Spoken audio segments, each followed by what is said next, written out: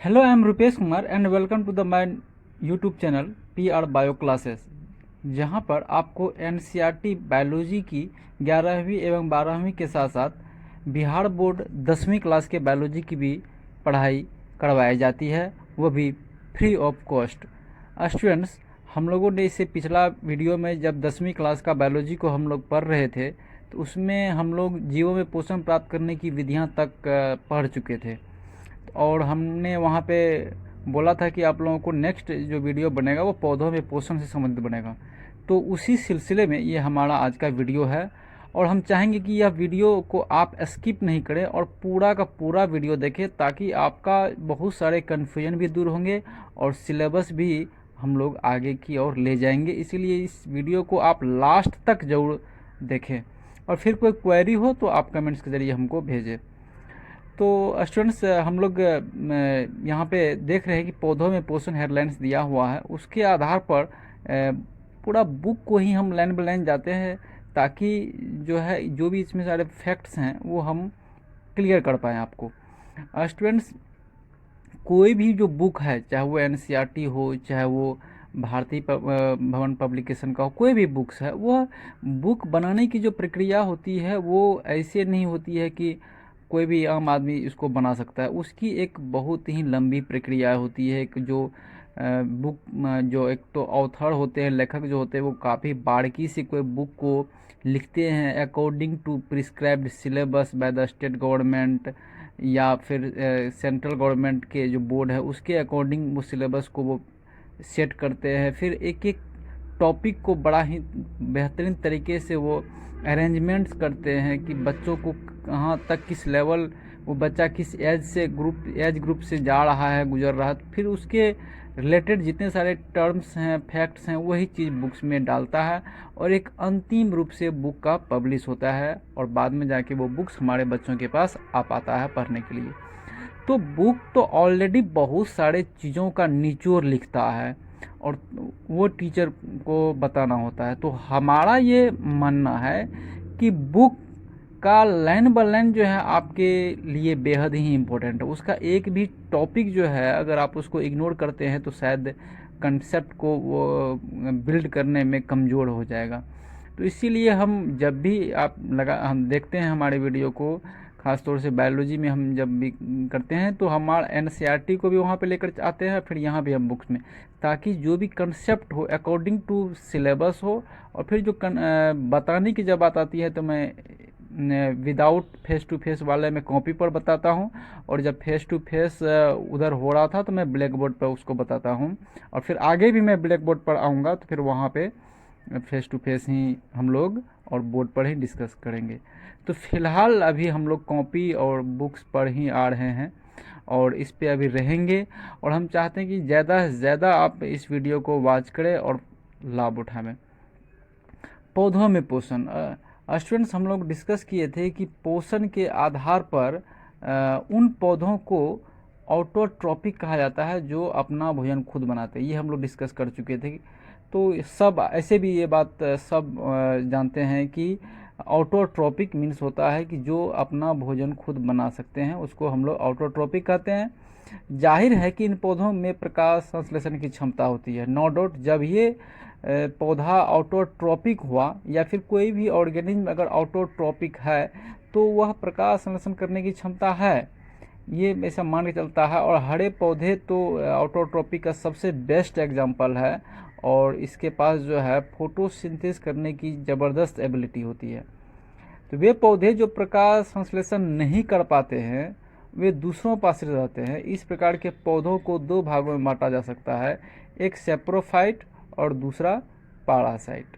तो कुछ ऐसे भी पौधे हैं जो अपना फोटोसिंथेसिस नहीं कर पाते हैं, उसको हम लोग सेप्रोफाइट और पैरासाइट के तौर पे जानते हैं। सेप्रोफाइट क्या होते हैं कि जो जीव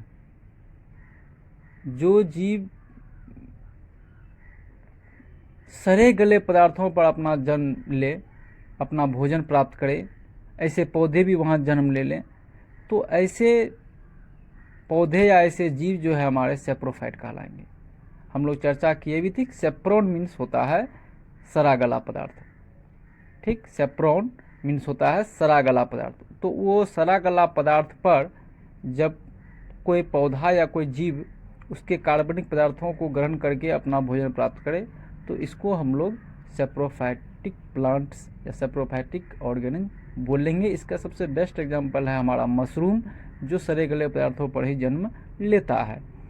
जबकि दूसरा है हमारा पारासाइटिक पौधे, अपने पोषण के लिए दूसरे पौधों पर आश्रित रहते हैं, जैसे कि कसकुटा। ये कसकुटा, अमरबेल, ये बेस्ट एग्जांपल है हमारा पारासाइटिक प्लांट्स का। तो आपको ये बराबर कंपटीशन समय भी पूछ देता है। और जानकारी के लिए बहुत इंपॉर्टेंट, कसकुटा एक ऐसा पारासाइटिक प्लांट्स का उदाहरण है जो दूसरों पर आश्रित रहता है। तो यहाँ पे ये जो लाइन है इसमें हम लोग ने के लिए जाना कि ऑटोट्रोपिक, फिर फोटोसिंथेसिस, सैप्रोफाइटिक, पारासाइटिक, मशरूम और कसकुटा, ये जो 4-5 पॉइंट जो हैं वो खासा इम्पोर्टेंट है। कसकुटा इसलिए इम्पोर्टेंट है कि ये पारासाइटिक प्लांट्स का एग्जाम्पल है। मशरूम इसलिए इम्पोर्टेंट है कि ये हमारा सैप्रोफाइटिक प्लांट्स का एग्जाम्पल है। नेक्स्ट आइए, हमारा जो एक इम्पोर्टेंट टॉपिक आ रहा है वो है प्रकाश संश्लेषण क्या है। तो प्रकाश संश्लेषण क्या है हम लोग देखते हैं बुक्स में क्या कह रहा है। जिस प्रक्रिया के द्वारा पौधे अपना भोजन तैयार करते हैं उस मूलभूत प्रक्रिया को प्रकाश संश्लेषण कहते हैं। एकदम ये बुक्स बड़ा ही शालीनता से ये डिफिनेशन को लिखा है कि जिस प्रक्रिया के द्वारा पौधे अपना भोजन तैयार करते हैं उस मूलभूत प्रक्रिया को प्रकाश संश्लेषण कहते हैं। सभी हरे पौधों में क्लोरोफिल होता है। ये सब हम लोग जानते हैं। क्लोरोफिल जो है वो ग्रीन पिगमेंट है, जिसके कारण हमारा पौधे का जो पत्ता है वह हमारा ग्रीन दिखता है, जिसमें सूरज के प्रकाश को ट्रैप करने की क्षमता होती है, अवशोषित करने की क्षमता होती है। किसमें? क्लोरोफिल में। और ये क्लोरोफिल कहाँ रहता है? क्लोरोप्लास्ट में रहता है। सभी जिसमें सूर्य के प्रकाश को ट्रैप करने की क्षमता होती है। सूर्य की ऊर्जा की सहायता से ये प्रकाश संश्लेषण में सरल अकार्बनिक अणु कार्बन डाइऑक्साइड यानी CO2 और H2O का पादप कोशिकाओं में फिक्सेशन कार्बनिक अणु यानी कार्बोहाइड्रेट या ग्लूकोज में होता है। पौधे इस क्रिया द्वारा सिर्फ ग्लूकोज का ही उत्पादन नहीं करते हैं, वरन वे सूर्य प्रकाश की विकिरण ऊर्जा का भी स्थिरीकरण रासायनिक ऊर्जा में करते हैं, जो ग्लूकोज अणुओं में संचित रहती है। बिल्कुल सही बात है। एक्चुअली में फोटोसिंथेसिस में क्या होता है कि हम सब, आप समीकरण देख रहे हैं, इस समीकरण को आप गौर से देखें। इस समीकरण के आधार पर ही हम ऊपर जो तथ्य है उसको और भी बेहतर ढंग से समझ पाएंगे। देखिए, हमारा जो संपूर्ण फोटोसिंथेसिस का ये समीकरण है, जो इम्पोर्टेंट भी है बोर्ड एग्जाम के दृष्टिकोण से। इसमें क्या कर रहा है, आप देख रहे हैं यहाँ पे कि कार्बन डाइऑक्साइड लिया गया है। कहाँ से? फ्रॉम इन्वायरमेंट से। कार्बन डाइऑक्साइड कहाँ पे है? इन्वायरमेंट में है। वाटर कहाँ पे है? तो अगर कोई पौधा है तो वाटर वो ज़मीन से लेगा, मिट्टी से लेगा।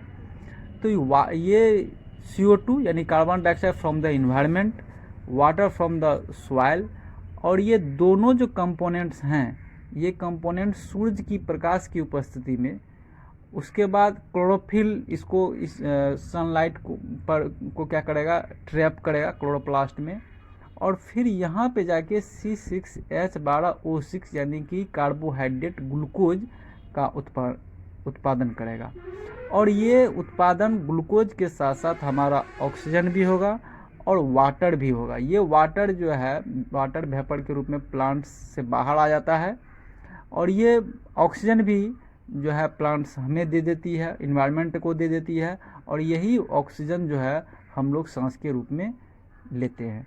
तो ये जो इक्वेशन दिया है, फोटोसिंथेसिस इक्वेशन, ये हमारे लिए खासा इम्पोर्टेंट है। इस चीज़ को हमको जानना भी पड़ेगा। और इसमें चूँकि आप देख रहे हैं कि बैलेंस किया गया है, आप 9th क्लास में पढ़ चुके होंगे, तो इस समीकरण को बैलेंस करने के लिए भी आप जानते ही होंगे।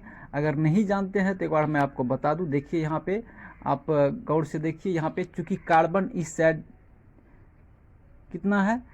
6 गो है, तो हमको इधर भी कार्बन क्या गो चाहिए? 6 गो चाहिए। तो इसीलिए यहाँ पे C6 किया गया। यहाँ पे जब C6 था तो यहाँ पे 6 दिया गया, तो यहाँ भी कार्बन क्या हो गया? 6 गो। अब देखिए हम ऑक्सीजन की बात करें तो यहाँ पे देखिए 2 है ऑक्सीजन, 2 ठो यहाँ पे, तो इसको यहाँ 6 दिया तो 6 2 6 दूना 12 ऑक्सीजन हो गया। यहाँ पे देखिए, यहाँ ऑक्सीजन है, यहाँ 12 है, तो 12 यहाँ 12 यहाँ, तो 12 12 कितना हो गया 24 ऑक्सीजन। तो आप यहाँ पे देखिए 6 ऑक्सीजन यहाँ पे हो गया, ठीक। यहाँ पे ऑक्सीजन 6 दूना 12 6 18, और फिर यहाँ पे 6 है तो वो भी यहाँ पे गुना हो जाएगा। तो यहाँ पे देखिए 6 12 6 18 ऑक्सीजन हमारा हो जाता है।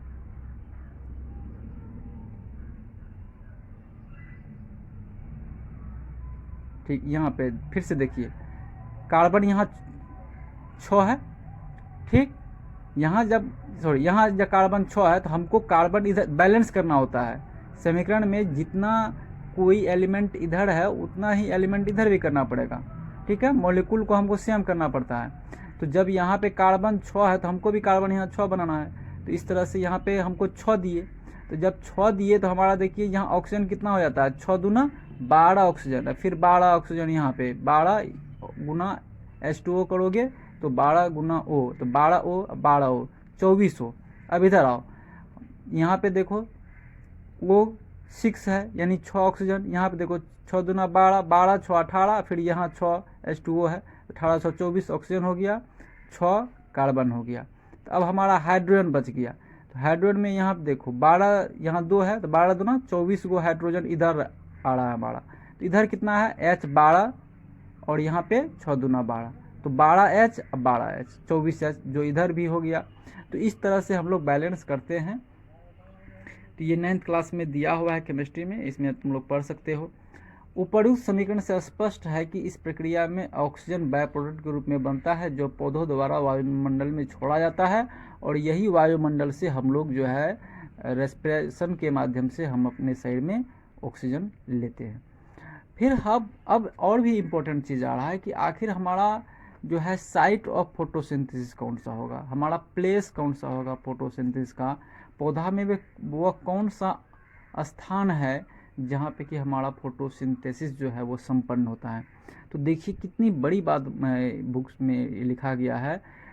प्रकाश संश्लेषण की प्रक्रिया आदि से अंत तक क्लोरोप्लास्ट में ही होती है। ये लाइन आपके लिए खासा इम्पोर्टेंट है, इस चीज़ को आप जानिए कि प्रकाश संश्लेषण की पूरी प्रक्रिया जो है वह शुरू से लेकर अंतिम तक किस में संपन्न हो रहा है, क्लोरोप्लास्ट में संपन्न हो रहा है। ये चीज़ आपको ध्यान रखना पड़ेगा।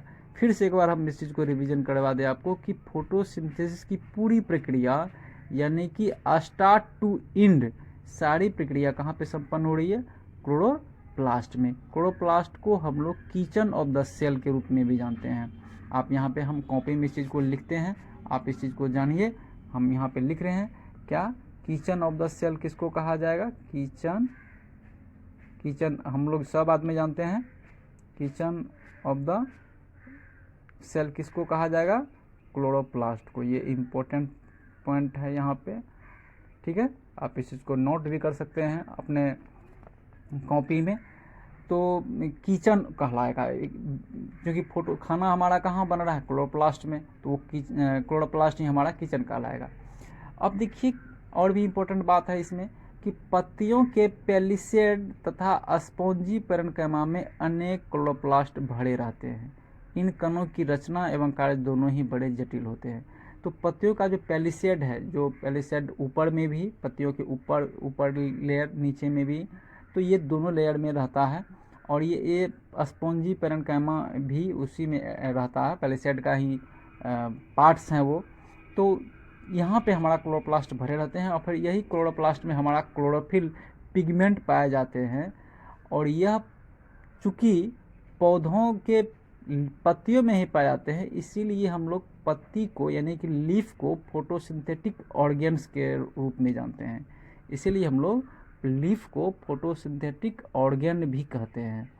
और ये क्लोरोफिल को हम लोग जो है,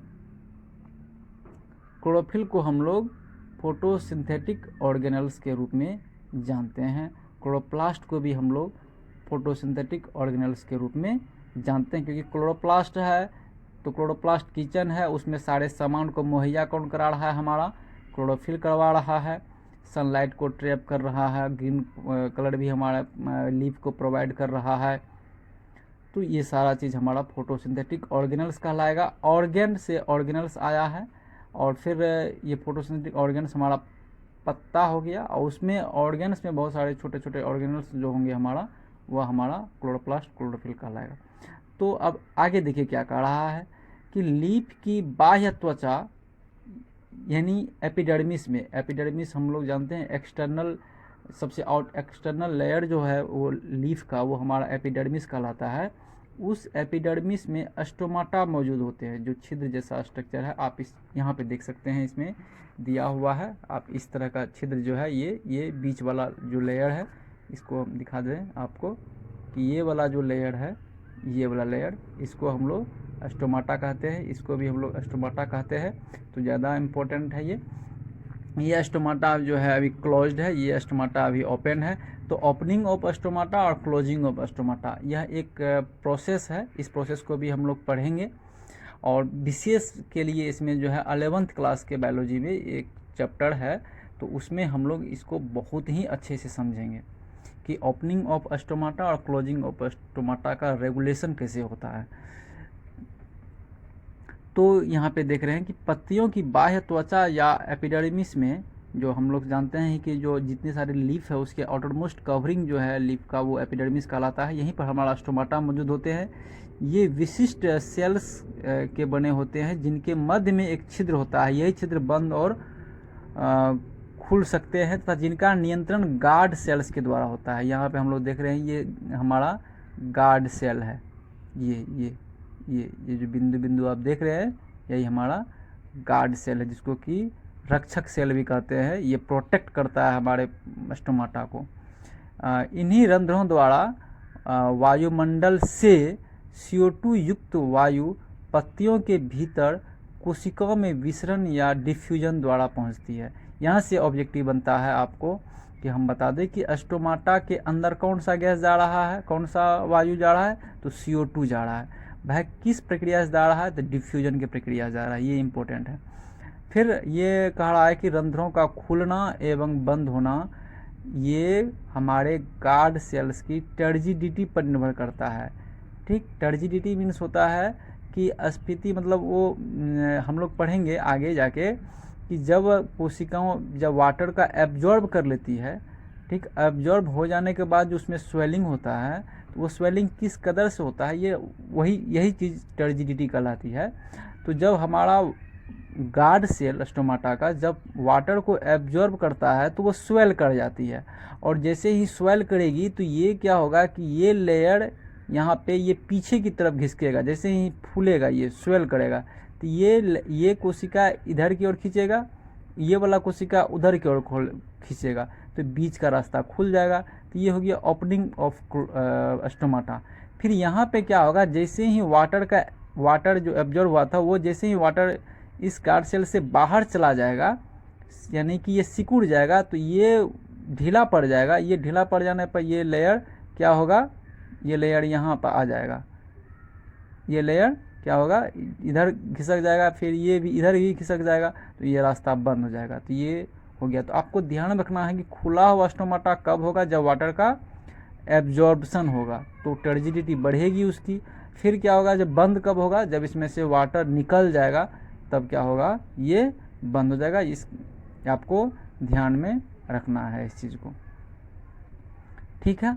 अब हम अच्छा, एक ही इसमें दिया है कि टर्जिडिटी पर निर्भर करता है, तो इसके बहुत सारे फैक्ट्स हैं और बहुत सारे साइंटिस्ट ने रेगुलेशन ऑफ स्टोमाटा के बारे में अपना अपना एक्सपेरिमेंट दिया है, और उसके आधार पर जो बहुत सारे फैक्ट्स भी हैं, तो उसको हम लोग +1 में पढ़ेंगे। फिलहाल इस 10वीं क्लास के बायोलॉजी में जो चीज़ दिया हुआ है आपके सिलेबस के अकॉर्डिंग, उसको हम लोग पढ़ रहे हैं।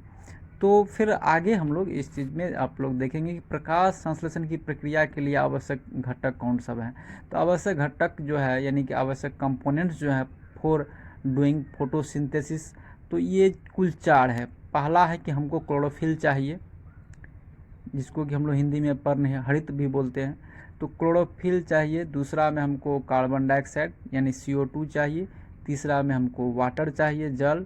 और चौथा में हमको लाइट चाहिए, वो भी किसका, सूरज का। तो अब क्या है कि हमारे जो 10वीं क्लास के सिलेबस में कुछ एक्सपेरिमेंट बेस्ड सवाल पूछ देते हैं कि आपको साबित करना है कि प्रकाश संश्लेषण के लिए क्लोरोफिल का होना आवश्यक है। तो यहाँ पे देखिए आप कार्यकलाप हम लोग करेंगे, प्रकाश संश्लेषण में क्लोरोफिल आवश्यक है। तो कैसे, किस आधार पर यह बात हम कह सकते हैं कि प्रकाश संश्लेषण के लिए क्लोरोफिल आवश्यक है। तो फिर आगे भी हम लोग यहाँ पे दूसरा भी एक्सपेरिमेंट है कि यहाँ पे प्रकाश संश्लेषण के लिए CO2 आवश्यक है। तो ये 2 कार्यकलाप इस बुक्स में दिया हुआ होगा, तो इसको भी हम लोग पढ़ेंगे। लेकिन फ़िलहाल के लिए हम लोग यहाँ तक, इस टॉपिक तक हम लोग पढ़ चुके हैं। एक बार हम लोग फिर से इसको डिस्कस कर लेते हैं कि हम लोगों ने क्या पढ़ा आज के इस क्लास में। तो हम लोगों ने पढ़ा कि सैप्रोफाइटिक प्लांट्स, ऐसे प्लांट्स जो सड़े गले पदार्थों पर डिपेंड्स होते हैं।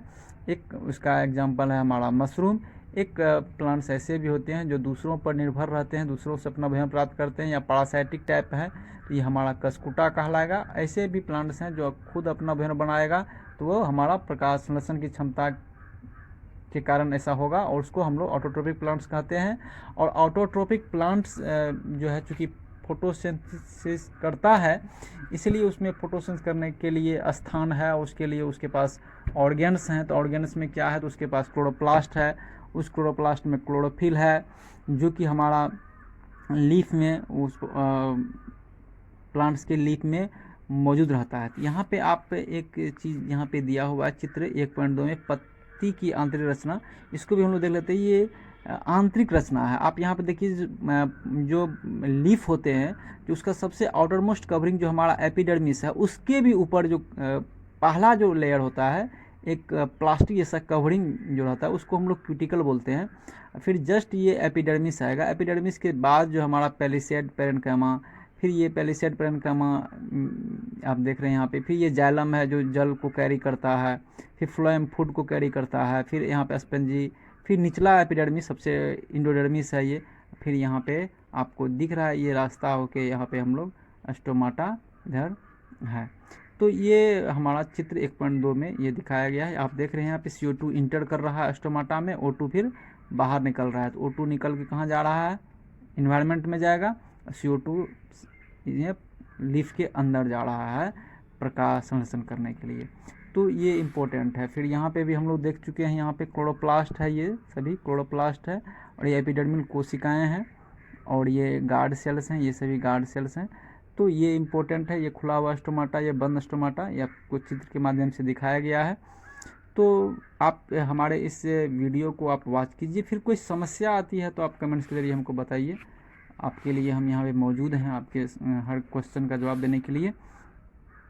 तो आज के लिए स्टूडेंट्स इतना ही। यह वीडियो आपको कैसा लगता है आप कमेंट्स के ज़रिए बताइए हमको, और अगर आपको अच्छा नहीं भी लगता है तो भी आप कमेंट्स के ज़रिए बताइए कि इसमें हम जहाँ तक होगा इस कमी को दूर करने का प्रयास करेंगे। और फिर आपके पास आप इस वीडियो को अपने फ्रेंड्स के से शेयर भी कीजिए। अगर हमारा वीडियो आपको अच्छा लगता है और आप हमारे वीडियो पर नए हैं, आप हमारे चैनल पर नए हैं, तो आप इस चैनल को सब्सक्राइब भी कीजिए। आप अपने फैमिली के में जो बच्चे 10वीं क्लास में हैं, 11th 12th में हैं, तो उनके लिए यह चैनल काफ़ी लाभदायक साबित होगा। इसी के साथ मैं रुपेश कुमार आप लोगों से विदा लेता हूँ। जय हिंद, जय भारत।